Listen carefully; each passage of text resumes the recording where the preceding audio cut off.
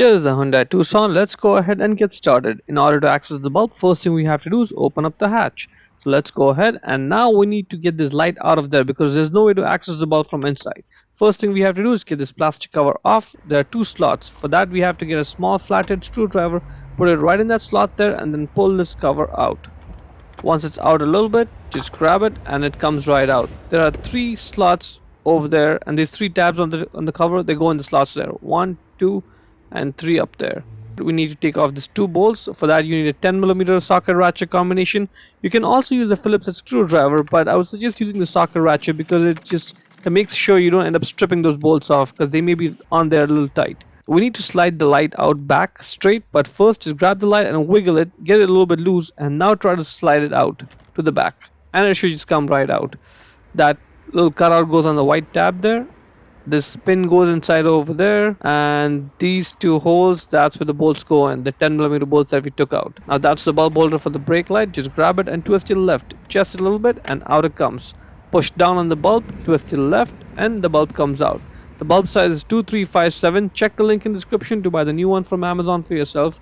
And when you put it back in, if you're not able to push it down, just stop, take the bulb out, turn it around, and now you should be able to push it down. So push it down, twist it right, let it go, and now let's put it back into the light.